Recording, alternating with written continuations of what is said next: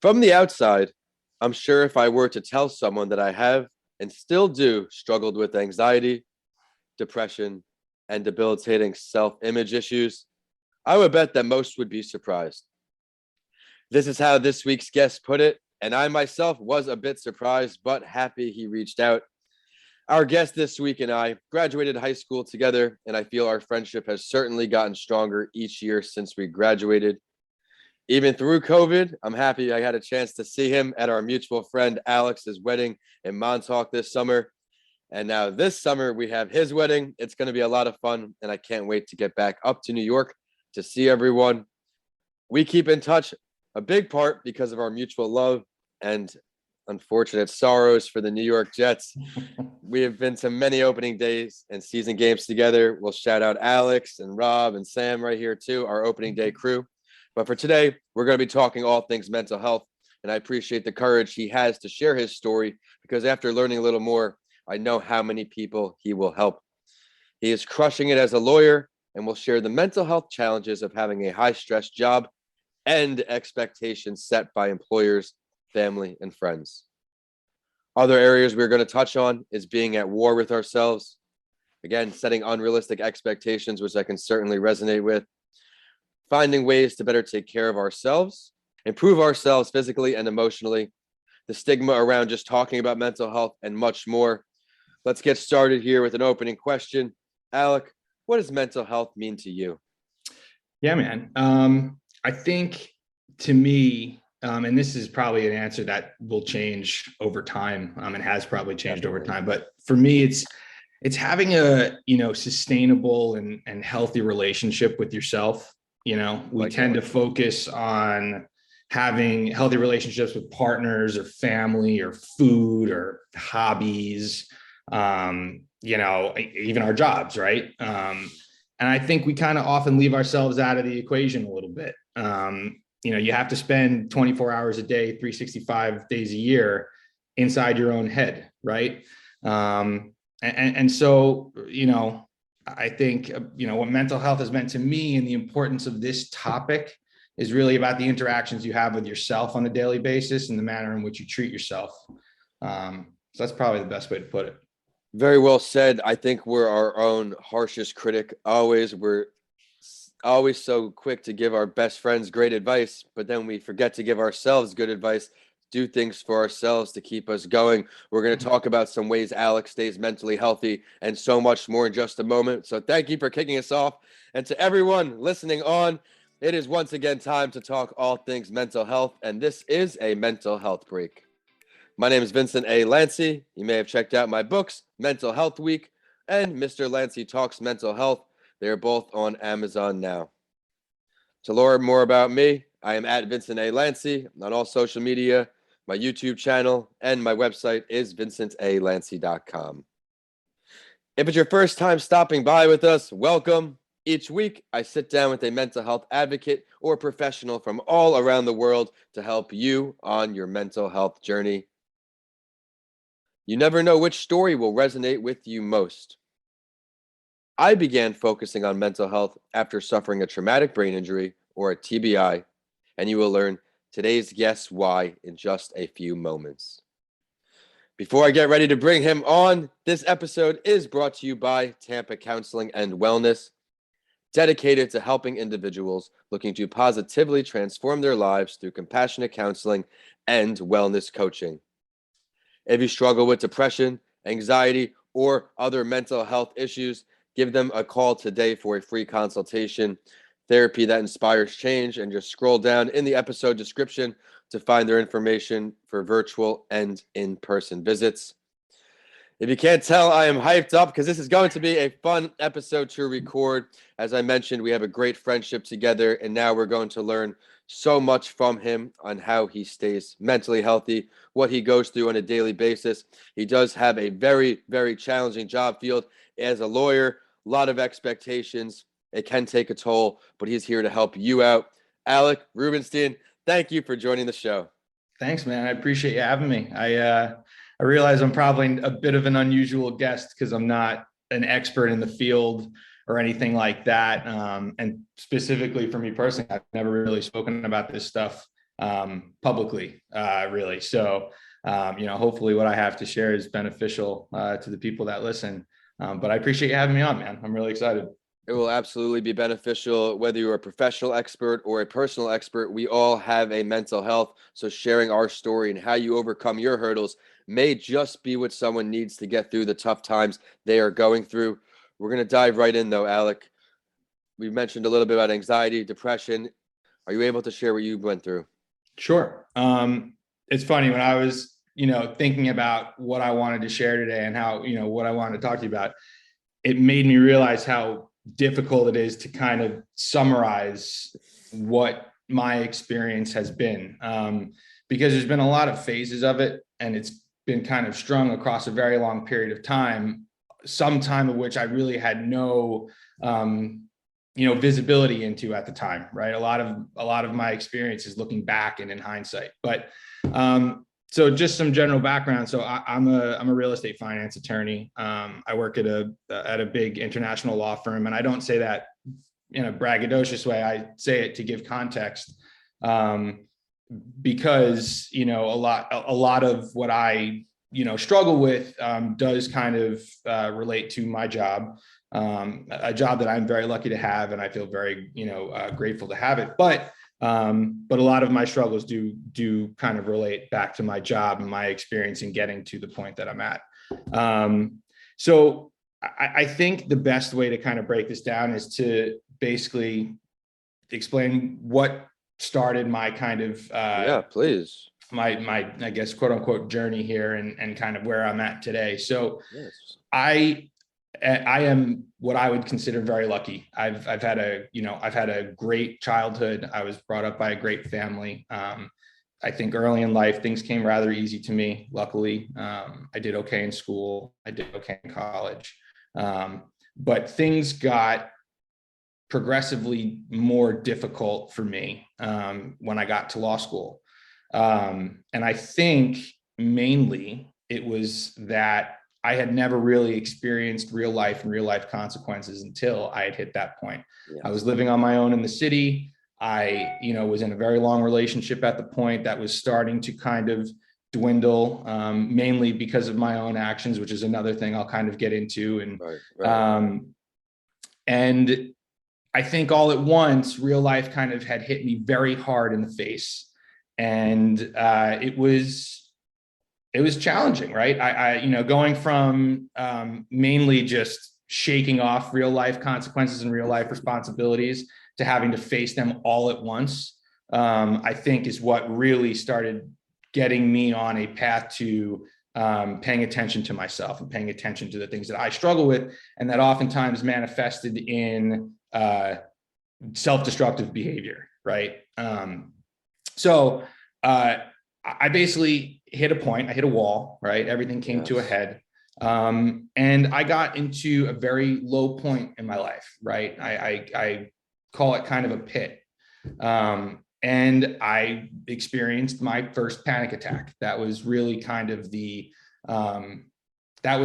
turning point in a sense, where I kind of realized, hey, if I don't pay attention to what's going on in my head and make sure that my actions are reflective of, of healthy thoughts, healthy decisions, I'm going to be in real trouble here, especially because I was just starting out in law school. And I had just finished my first semester. I did okay. I did okay, right? But not where I wanted to be.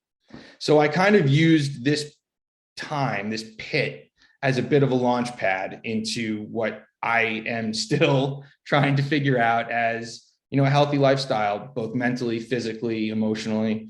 And so I struggled with that through law school. And I did my best to kind of self-audit from time to time and kind of really dig into my own psyche and my own personality. And I realized a few things. I struggle with pretty severe anxiety that is kind of hard to pinpoint because it manifests itself in very different ways.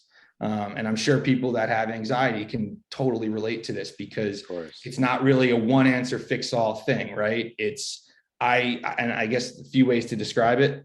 I can get very indifferent, right? I can wake up some mornings and just feel super indifferent. I don't want to talk to anybody. I don't want to really address anything that day. I don't want to, deal even with good things, right? Like I'm in the process of planning a wedding right now, right? And that's awesome. I'm really excited about that. But there are days where I just don't want to deal with it, right? And then you have obviously the more violent things, right? You have the complete mental breakdowns, right? I will get off a work call and I will start ranting and raving and, just totally losing it. And so that's kind of where I noticed this during COVID, I kind of started to connect my personal struggles and my job related struggles and try to kind of juxtapose them against each other and kind of try to figure all this out. Because again, like I'm not a professional. I've tried the therapy stuff and it works and sometimes it doesn't. And what I've kind of boiled it all down to is that I have a very noisy brain. I have a brain that kind of overanalyzes, overdoes it on every single thing that I'm thinking about. And this is where the work stuff starts to come in, right? So, and this is where we'll really kind of start going on, because I think this is probably where I lend the most value to other attorneys. In this job, there are so many different pressure points, right? And before I said that I work at a big international law firm, to give context, because the clients that we work for, there's a lot of pressure there. Obviously, these are big, big institutions in business. And so there's a lot of external pressure there. Then there's also the internal pressure. I don't know how much you know about, lawyer life, but there's obviously the internal pressure to bill hours, right? There's that too. And then there's also my internal pressure, which is the pressure that I put on myself. And I've realized over the past few years that is probably my biggest pressure point. So I think, stringing all of these things along, I've kind of just tried to, over the years, which I think is going to be kind of one of my pieces of advice later, is recognize where the pressure is coming from, recognize what is triggering you. And that's kind of been my struggle over the few years, right? It's just recognizing that and trying to develop a healthy lifestyle, knowing that those things are going to be present, most likely for a long time, if not forever, right? Like, I don't think, and I'm sure you can agree, right? With your brain injury, it's not so much about fixing the problem. It's about learning to adapt to it and live with it, right? So that's kind of been my journey over the past few years, of just trying to figure out how to do this, Incredible answer. So thorough. And I want to thank you for that. A lot of stuff I just put down in my notes here. With COVID, a lot of people were facing problems right in the eye. We were used to a world that was go, go, go, go, go. And now it's just stop. And you're up in New York, where it's much different than here in Florida, the lockdowns and everything everybody went through. That's a huge toll on your mental health, where you have to recognize it, like you just pointed out the whole time. So what? It's there. We have to recognize it's there and how best to approach it, how to not let it affect us, but we affect it. We take it. We have to know our triggers. Everybody's different. We all get angry at different things. Our best thing we can do for our mental health is just to not put ourselves in those situations as often. It's something that's not easy to do because it's comfortable. It's your lifestyle. Maybe it's certain friends, but it's best for you at the end of the day. Yeah. And then, of course, with turning off at the end of the day after work calls, my thing is, when I'm done with work, I don't care what time it is, 3, 4. So I just go on airplane mode sometimes. Yeah. I'm done. People get surprised when I tell them I'm not really on social media. If you could see my accounts, I do apologize for being not active, because we have this big project coming out in April. But it's just not for me. Being on the phone, it just opens up Pandora's box of thoughts. And then, like you, I start to overthink about certain things. It could put me on an unproductive path. I can agree with you there. Yeah. I want to talk to you a little more now. You mentioned it's your first time talking about your mental health. What pushed you in the direction to do it? It's interesting. I think a few things. One, so trying to, staying on the, topic of work, I'm in more of a leadership position now. I'm at work. I have some junior associates that are now in the group with us that, I work with a lot and that I mentor. And I think what has made me more willing or wanting to talk about it is that I see others going through similar things that I went through. And very little things, right? You can just kind of see, you can kind of see someone feeling the pressure at work. You can see someone that is clearly like trying to, or that is overdoing it. And how, and me personally, because I've done it and I've gone through it, I can see someone burning out. I can see someone that's kind of maybe not doing the smartest things they can to put themselves in the best position, right? And so I think that has been kind of a reason that I've wanted to talk about it more. The other reason too is I think the biggest thing, especially at our age and in my profession, and not just in my profession, but in business and what have you, I think stigma is a big thing. I think it's a big I think it inhibits a lot of people that are struggling to actually face what they are struggling with and pay attention to it. And again, that's kind of a theme for me because I'm sure the things that I struggle with now have been in existence from very early on in my life. Mm-hmm. And there was nothing that really at the beginning, through high school or college that forced me to shine a light on it, right? And pay attention to it. But now that I am in such a high pressured job and because of my, personal, experiences, in relationships and family and friendships and kind of all of the things that have kind of snowballed me to this point. I think the stigma prevents people from paying attention because they can't talk about it. Right. And that is probably looking at what, having the benefit of hindsight, the worst thing I did was just not pay attention to it, and not even pay attention to it.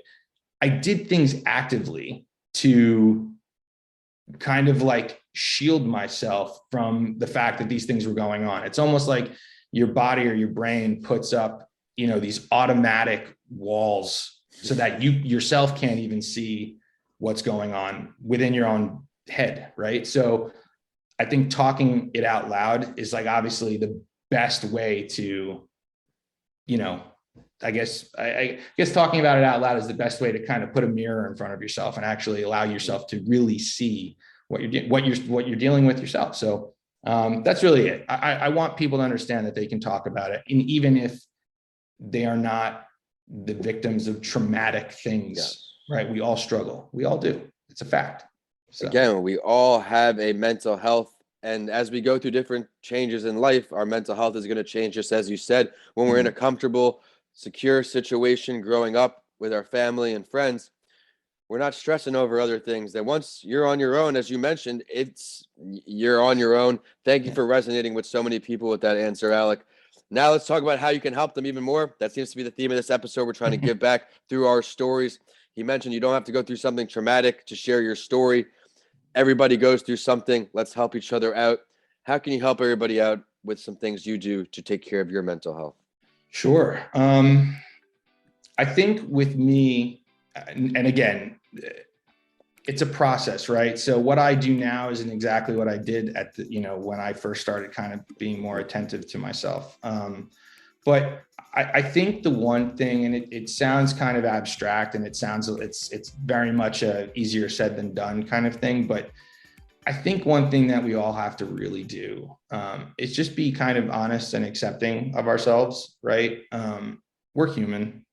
We're so flawed and imperfect, and expecting anything more than that, I think is, and I don't want to say it's unhealthy, right? Because we should always have high expectations for ourselves, and we always want the best for ourselves, but we're human beings, and we are flawed to the nines.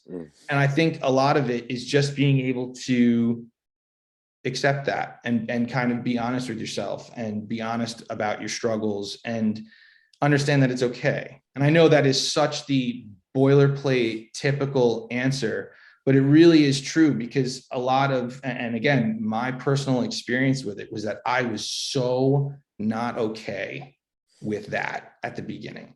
And again, this kind of is why I tied in that tipping point and in my first year of law school, because after that, because of, and again, this went back to a bunch of very poor personal decisions that I made and how I treated people. And I, at the beginning, hated myself for it. I couldn't look myself in the mirror because I thought all I could think about was, I am at this point now where I am, depressed, indifferent, don't want to see people. I think there was a week where I just like didn't really like go to school. I think, if I remember correctly, I stayed in bed, and I'm thinking, and all I'm doing is sitting there and stewing and thinking, wow, I am the person that put me in this position right now. And I could not get over the fact that, hey, this happens. We're all very imperfect, and we're all going to make mistakes, and we're all going to do things that we don't agree with sometimes. And I had put a lot of pressure on myself to never be that person, and in doing so, completely became that person. But do you think that if the conversation was destigmatized more mental health and you had the opportunity just to talk to somebody about something, it would have been night and day? 100%. I think, especially through college, I struggled with a lot of self-image issues. I think, I was doing okay in school, but not as well as my friends. I was, out of shape, but, and all my friends weren't. I felt all of these things, and in a way, like, because I couldn't fix them myself, or I wasn't in a position to fix them myself, or just didn't have the strength to do so, I kind of acted out. Right. And I sought very quick, instant gratification type fixes to issues that were way, way deeper than that. Right.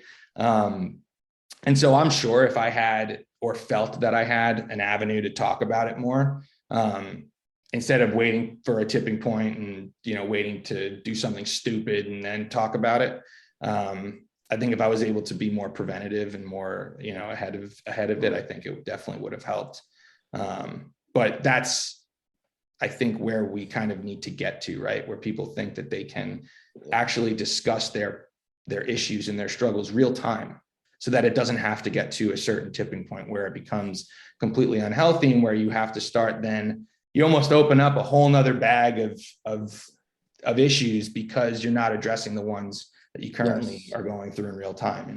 If you're suppressing them, and that's what you briefly touched on before, it's never going to get anywhere. And in a bit, we're going to get to the spotlight story. This week, it's going to be on Avicii. But at one point, we did Kevin Love, and he talks about how when he was a child, his father said, "You mess those emotions. You're a man. You don't have these feelings. You be a tough guy."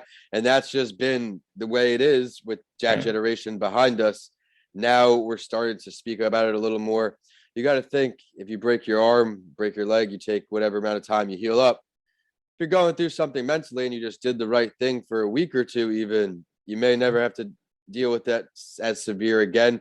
But we're just working together to destigmatize it to arrive at that point.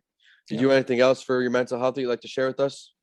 I think, one thing that's helped me, because again, like I was saying, I have this very noisy brain, and it trails on me a little bit, and it doesn't help when I have so many things going on at one time. Yes. And so it's interesting, what's healthy for me is also kind of sometimes where I take it overboard and it becomes unhealthy. But one thing I like to do is to have a schedule. Like, I like my day to be kind of scheduled out, because then it's a little bit more predictable for me.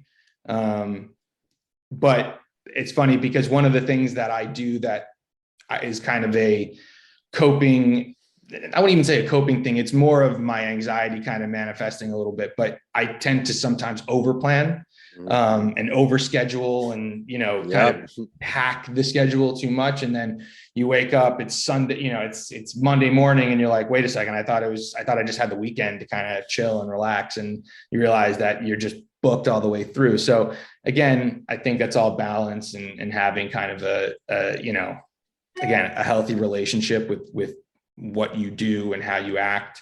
But I definitely think that putting structures in place, so that I have more control Yes. is definitely helpful. Because again, the way I have found that my brain works is that if things are not scheduled, that automatically means things are out of control. And if things are out of control, I kind of start to spiral a little bit. And Yes. that's where I tend to, I like, again, I was just about to say fly off the handle, but it's, my anxiety doesn't really, it kind of manifests itself in a very like weird staged kind of thing where I will start to, things start to get a little out of control. Right. And I start to Yes. get a little bit more of that indifferent kind of, attitude that I was talking about before, where I just kind of shut down a little bit. Right. And then that kind of, because you're indifferent and because you're not being attentive to things, then things get a little bit worse. And then it Yes. kind of spirals and kind of, and then you get to the point where, it's your last call on a Thursday. You realize that, you ignored several things Yes. throughout the week. And then that's when the ranting and raving starts. And it kind of just becomes this big, it just becomes more of an episode. So I would definitely say for me, structure, keeping things scheduled, but also in that schedule, time for yourself, right? Time for yourself, time to just hang and chill, time to spend with loved ones, that kind of stuff. Schedule doesn't mean that you're doing productive, work related or, Yep. self-improvement related things. It can be anything, but just having control over that is helpful. I time block every day. Behind me, I have my whiteboards where I time block. I mean, again, it goes back to what works for some, doesn't have to work for everyone. For me and Alec, time blocking, staying organized on that front, it just lets me go from task to task. He also just touched on taking breaks. I used to, at one point, especially when my last run with corporate, I was drinking coffee like water. I was just nonstop go, go, go, go, go. And I was in a terrible mental place. Besides commuting on those great New York 2-lane highways, I just was not in a great place to succeed. Finding something that can take the stress away. For me, being unorganized causes anxiety and stress. Putting things off, that's just going to increase my later stress and anxiety. Take a chance and schedule out your day. It may just be what you need to succeed. Alec, do you plan on doing anything else to raise awareness for mental health? Maybe some more talks? Yeah, I mean, the truth is I'd love to talk about it more, because again, it kind of, when I was saying at the beginning, and it does come off as ranting sometimes a little bit, because the way that I am now is so different than the way I was, 5-10 years ago. And that is because of like this weird, very up and down kind of wavelength looking path that I've kind of been on. Yeah. And so I'd love the opportunity to talk about it more. I think in the short term, like I think the biggest value I probably been able to lend is to other attorneys in my position, because, and this is really why I think you go through law school, which is pressure filled in and of itself, right? Yeah. It's, all about being as highly ranked in your class as possible, getting the best internships you can, getting the job, getting the job offer in your last year, right? It's very competitive. It's very cutthroat. Luckily for me, I found a amazing group of friends during law school that and I'm still my best friends to this day. And so that, helped. And I think the best value that I can lend is to law students and to lawyers, because once you get out of law school, you get into this law firm sense, right? You don't see your friends every day. You are in a completely new environment. And I think a lot of the times associates, young ones, first years feel like when they're in there, that means personal life is shut off. That means family life is shut off. That means things that they want to do for themselves personally can't do it anymore. And in a sense, yeah, you should pay a lot of attention to your new career, right? You're building your career, and that's important. But you cannot turn off the things that make you happy and whole, and that are healthy for you, right? Like seeing your family, I think is an objectively, I mean, if you have a healthy relationship with your family, that's an objectively good thing for you to do for your personal and mental health, right? And so I feel like a lot of these younger associates feel like they can't do that anymore because it has to be work, work, work, work, work. And what I try to instill in the younger associates is that you can have both. You can have both, right? You can work really hard all week and then go do something on a Saturday for yourself that is going to fulfill you. And you can do things while working super hard that are going to make you not fall into like a hole of feeling like the work is everything, like life is meaningless without the work that you're doing, or that if you don't do the work, nothing else matters, right? So you think maybe planning your day out like you do might give you the opportunity to do that? Exactly. Honestly, and it does help because I even do little things in my schedule where it's just like it sounds so stupid, but I will literally on a little post-it note kind of write down for my Monday, for example, today, right? Yeah. When I get off of this, I'm going to basically write down what I got to do over the next several hours, right? Yep. And part of that will be take the dog out, right? Just something simple like that, right? Just take the dog for a walk. And break out your day. And what it does for me too, it also allows me to kind of reach a checkpoint, right? Reach that checkpoint break where I can go step away, kind of allow my mind to like empty a little bit, flush some stuff out, take my dog for a walk, and then I'm back at it. And even that little tiny break makes all the difference in the world. And sometimes I feel like people they don't think they can do that, right? You can't take little breaks during the day and stuff like that. So that, I think the biggest thing that I can lend is helping young attorneys kind of deal with what they're going through in the early stages of their career. Be sure to stick around to the end of the show. We're about to get in touch with Alec, and you hit it right there. You have to take breaks. I call mental health breaks. That's my chapter in Mr. Lancy Talks Mental Health. I also take intentional screen breaks. I go through different morning routines. I've written articles and got them published on my morning routines, but I'll take intentional screen breaks where 50-minute alarm goes off. I take 10 minutes off the screen or 5 minutes, what have you, depends how that day is going, but it regenerates your eyes. Taking walks is so key throughout the day. People think exercise, they automatically think pumping iron, getting big, but you taking a 15-minute walk and getting some vitamin D from the sun, I call that the double boost. You get 2 mental health benefits right there. Definitely encourage the walk. Put your phone on a 15-minute timer or whatever, take in the natural sounds. And I got that from a friend, Rich Basio, a guy we went to high school with, where he said, Vin, just leave the phone home when you're taking the walk or put an alarm on, the birds chirping, the natural noises. It really is very comforting and rejuvenating for the next part of your day and to tackle it successfully. Let's now jump into that spotlight story, though, Alec. Let's do it. Each week, towards the end of the show, my guest and I go over the mental health story of someone who is famous to let you know that you are not alone. It does not matter how much money you have or how you look from the outside. It may be the opposite on the inside. And I try to find a good article to resonate with my guest, and we both decided Avicii would be a great cover and he could add some value to it. Let's dive right into it. If you do not know who he is, he's a DJ who had passed away, could have been the most popular in the world at that point.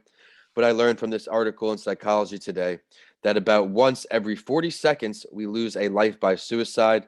And in 2018, on April 20th, we learned about the loss of this EDM artist, Tim Bergling, or Avicii.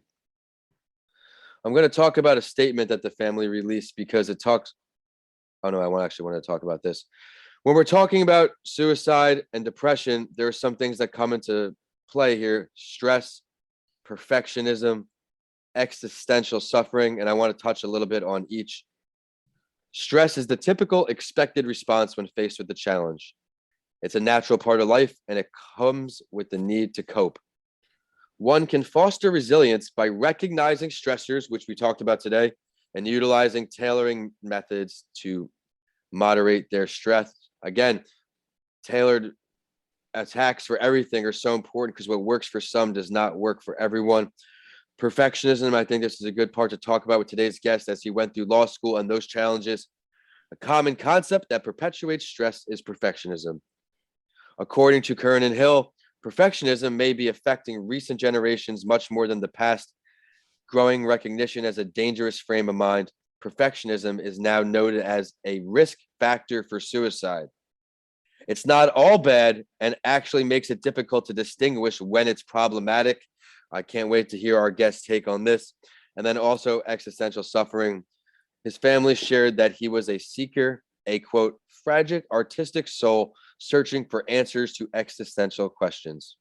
This type of suffering may be more common than we think because individuals pondering thoughts pertaining to meaning, purpose, connection, individuality, and life overall may find themselves isolated in their reflections. While Avicii may have faced a lot of other concerns that warrant mental health awareness, out of respect for the family and to honor his legacy, this article specifically addressed known and confirmed variables that affect mental well-being. Similarly to how Alec put it, how mental health does not discriminate, the challenges, I should say, suicide affects all people regardless of age, gender, socioeconomic status, and nationality. Be sure to check in on your friends. Those who smile the most may be the people who have not smiled the most in a while. Alec, what's your takeaways from this article? Yeah. So funny enough, so this is someone who I have kind of just followed for a long time. One, I'm a big music guy. I loved his music, obviously. And frankly, when I found out that, when we obviously found out that he had passed away, and then all of this stuff started coming out about his, about his mental health disorders and kind of his struggles, I really started to pay attention, because I found it to be very interesting, that someone who we see on a stage and going crazy and always happy and always appeasing the fans and all, and just giving off such a contrary vibe to what was actually going on. As you probably know from what I've talked to you about me, I relate to that a lot, because like I said, I've never really talked about struggling with any sort of, mental health issues or anything like that. I've never really even kind of given off that, vibe, I don't think, other than to, some close friends that maybe, know about my struggles. And so it kind of just resonated with me, like, wow, man, this guy who seemingly had everything, right?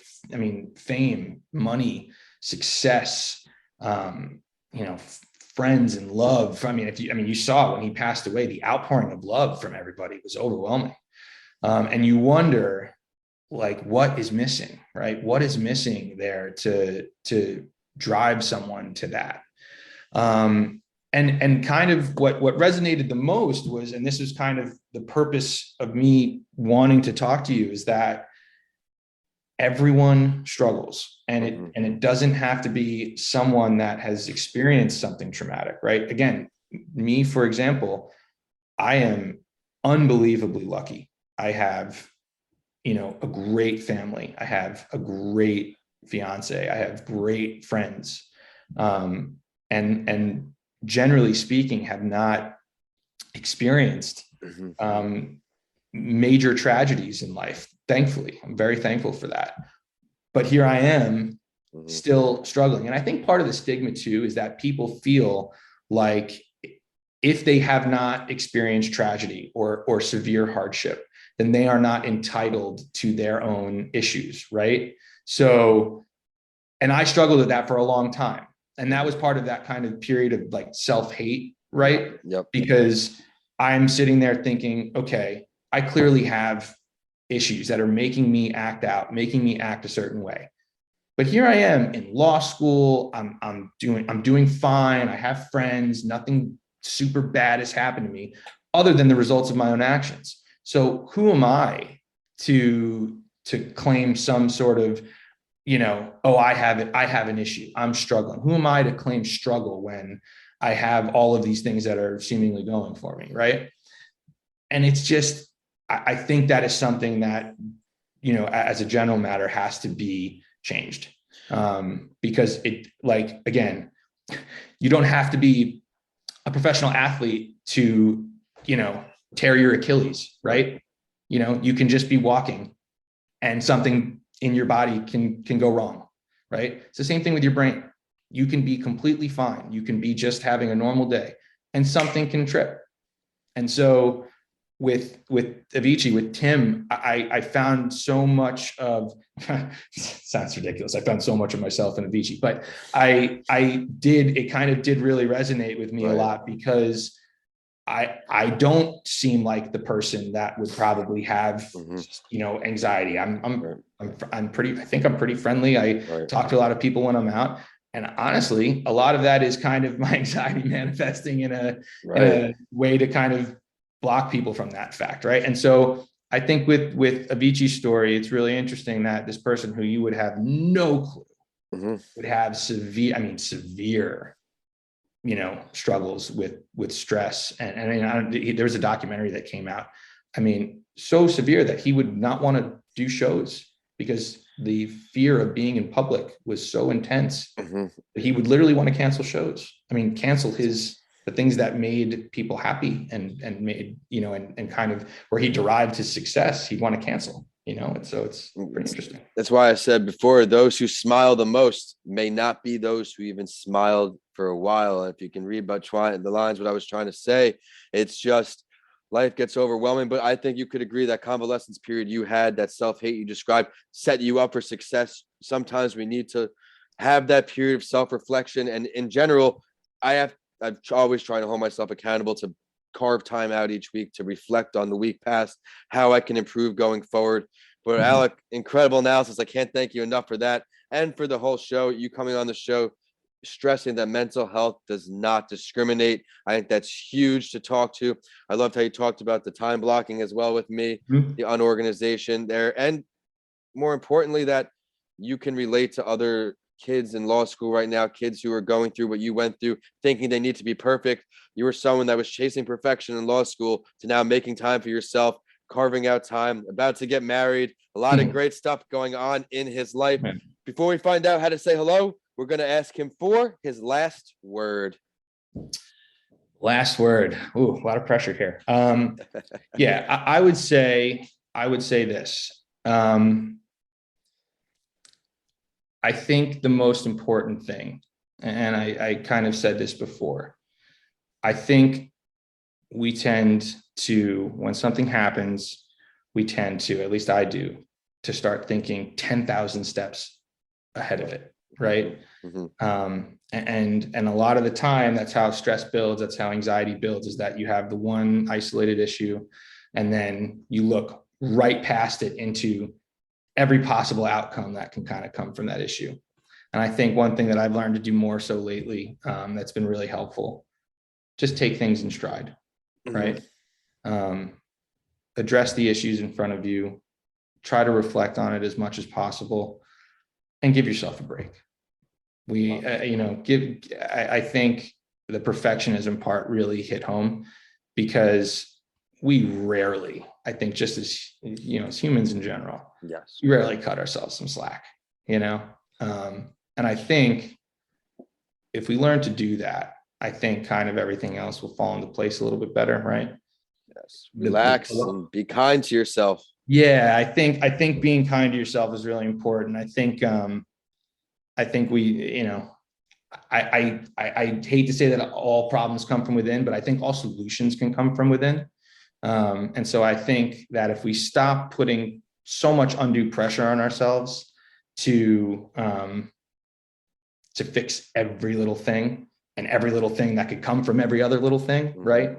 And stop seeking that perfect potential outcome, I think it'll allow us, just as people, to kind of address what's in front of us and, be a little bit more at ease with the obstacles that we kind of come across in life, so that would be my biggest thing. Take things in stride and be kind to yourself.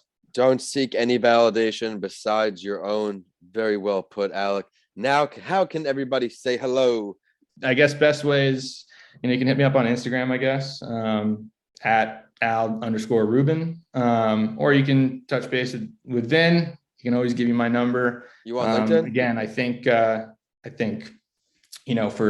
for those listening that are in law school or that are going through, that early stage of their career, I think that's probably where I lend my best, value, or at least that I want to going forward. Because I think it's really important to kind of, have people make sure that they're starting on the right foot and not burning themselves out too early. So feel free to get in touch with me those ways. We'll get the email in the show description too. That way, all you aspiring attorneys out there realize you are not alone. And we are at a mental health break on all social media besides Twitter. Because of that character limit, we are at Podcasts by Lancey. Again, I am at Vincent A. Lancey across social media. My YouTube channel and vincentalancy.com is my website. Mental Health Week and Mr. Lancey Talks Mental Health are both on Amazon now. level up your mental health, and we will see you next Tuesday on a mental health break. Alec, thank you so much. Thanks, man.